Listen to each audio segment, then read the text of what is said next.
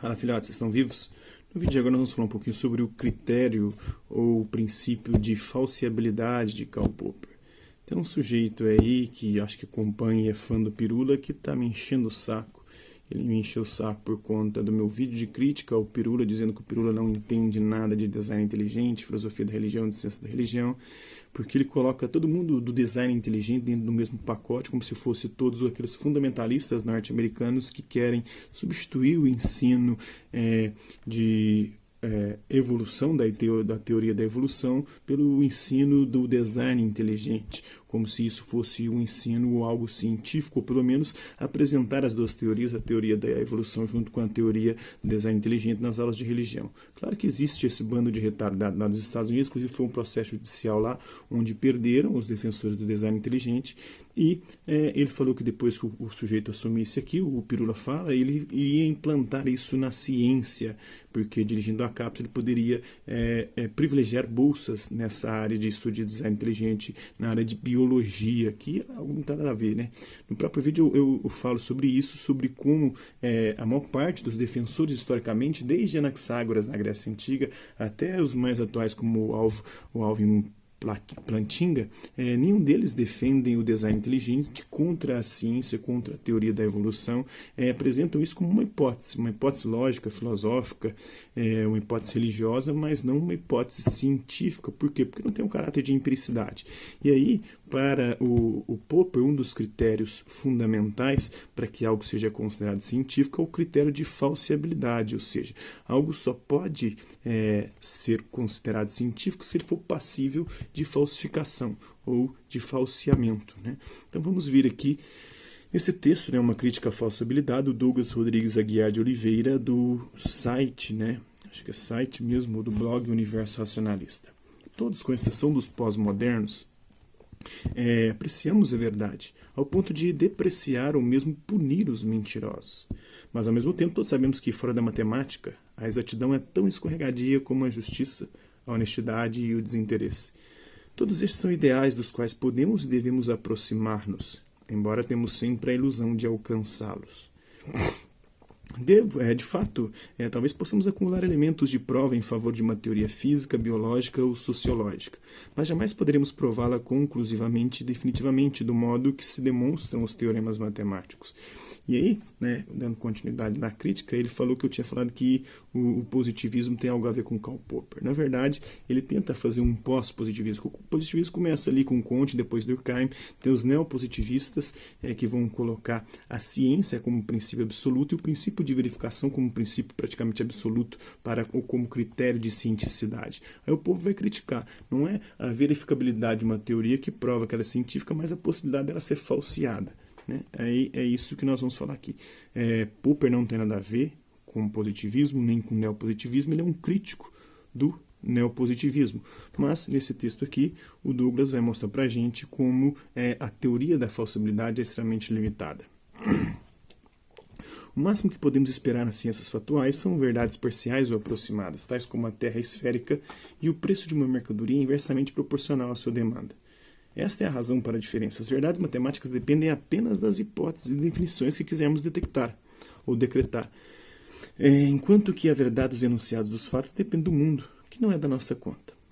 Por essa razão, a descoberta de um grande número de exemplos favoráveis a uma hipótese não exclui a possibilidade que investigações posteriores apresentem contra-exemplos, exceções que podem até, em um determinado contexto, limar aquela teoria para aquele ambiente. Igual a física newtoniana, por exemplo, ela funciona no nível terrestre.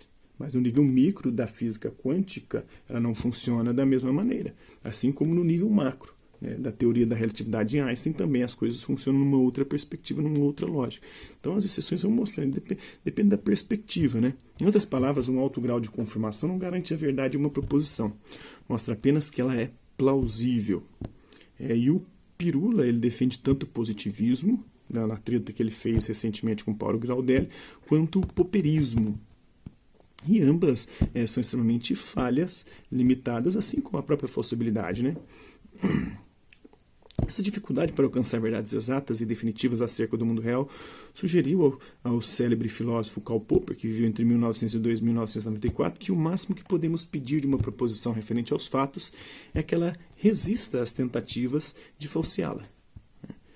Mais precisamente, Popper propôs a falsibilidade como um critério de cientificidade, diferentemente dos positivistas, que propõem o critério de verificabilidade, ou só o conhecimento científico e empírico concreto pudesse ser um critério para ser científico. Uma proposição seria científica se, e somente se, podemos imaginar as circunstâncias em que ela seria falsa, se há a possibilidade de ela ser falseada. Por exemplo, a hipótese de que o nosso universo é um dos muitos universos paralelos entre si não é científica, porque não há nenhuma maneira de entrar em contato com os alegados universos alternativos.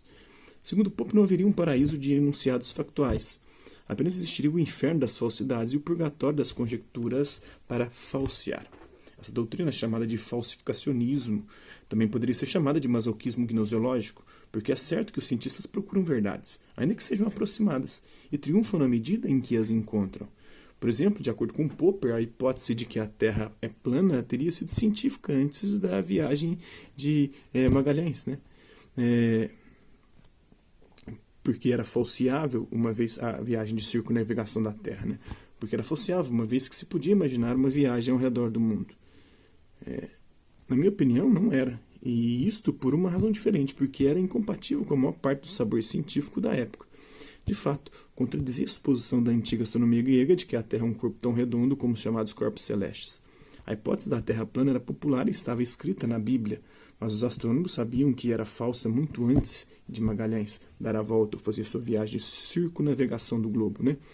17 séculos antes da expedição de Magalhães dar a volta ao mundo, o astrônomo grego Eratóstenes havia calculado o diâmetro da Terra e chegou a um número bem aproximado, ou seja, a tese da Terra achatada não era científica porque era incompatível com o corpo de conhecimento científico da época.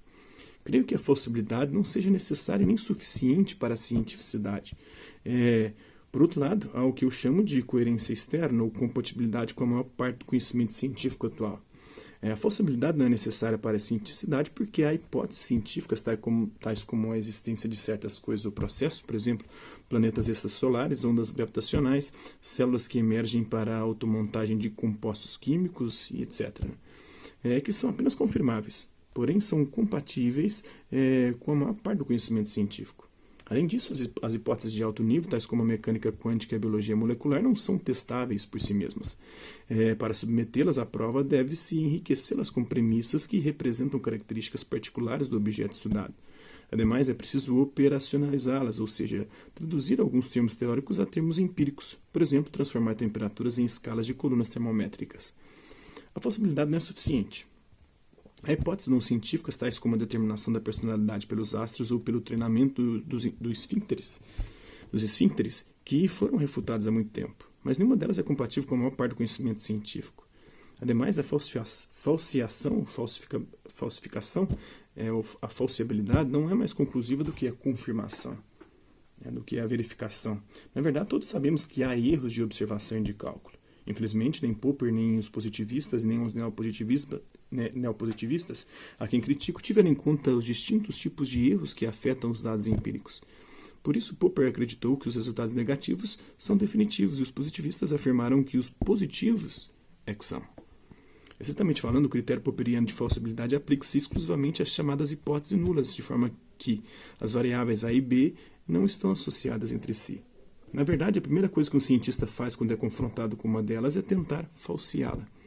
Se isso acontecer, ou seja, se encontrar que A e B estão correlacionadas entre si, será necessário formular uma hipótese afirmativa e precisa, tal como B é uma função exponencial de A. Mas nem Popper e seus discípulos se ocuparam de hipóteses nulas e nem, em geral, com a estatística. Contudo, uma hipótese que seja infalciável, em princípio, é um chamado de atenção sempre e quando não se apresenta junto com outras hipóteses ou quando seus companheiros servem apenas para protegê-la. Essa última aconteceu com a hipótese freudiana da repressão e da psicanálise de forma geral, cuja única função é proteger a fantasia edipiana. O amor que você diz sentir pelo pai reforça a minha suspeita de que você o odeia. Seu superego reprimiu tão fortemente seu ódio que você não percebe. Um caso semelhante é a hipótese de que todos tentam maximizar os lucros esperados. Se alguém fornecer um contra-exemplo, tal como o fumante que ao inalar com prazer se expõe ao câncer, ou de quem faz favores sem esperar recompensa, responde: mas o fumante e o altruísta sentem prazer, ainda que o primeiro arrisque sua saúde e o segundo o seu patrimônio. Não há, portanto, uma maneira de testar o postulado central das teorias da ação racional. Além disso, este postulado é incompatível com a economia experimental, o que mostra que tendemos a evitar riscos e a contentar-nos com lucros razoáveis. Em conclusão, a falsibilidade é importante porque controla a imaginação, mas não é mais do que a coerência com a maior parte do conhecimento. Em todo caso, os investigadores buscam confirmar suas teorias favoritas, não falseá-las. Então, esse não é um critério que é desenvolvido ou utilizado amplamente pela ciência. O prêmio Nobel nunca foi concedido por alguém que conseguiu falsear, mostrar que algumas hipóteses são falsas científicas. Analogamente, o lavrador não se limita a capinar, mas a colocar seu maior esforço em coletar algo comestível e comercializável. Ele não fica só capinando, na verdade ele capina para limpar e plantar. Porque as ervas daninhas que podem ficar ali podem atrapalhar a plantação. Em resumo, a falsibilidade é desejável, mas não é necessária e nem suficiente.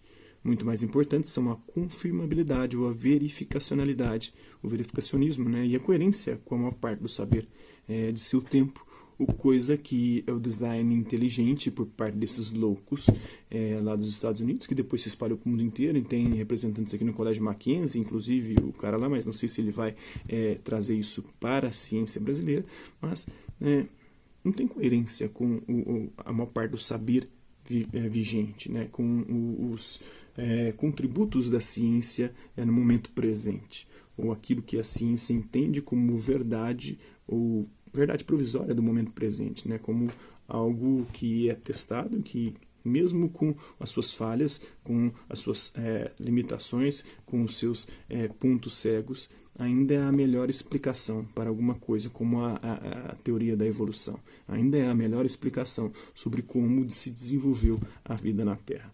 Então é isso aí. Espero que vocês tenham gostado do vídeo. Quem curtiu, dá um like. Quem não curtiu, dá um dislike. Hasta la vista, babies. E até a próxima. E comemorar, quem curtiu, dá um like. Quem não curtiu, dá um dislike.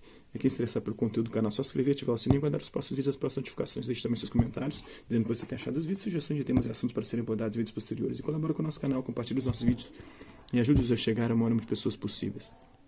Gostaria de agradecer aos 500 ou 501 inscritos no nosso canal. Passamos dos 500 aí. Obrigado a todos vocês que estão chegando cada vez mais.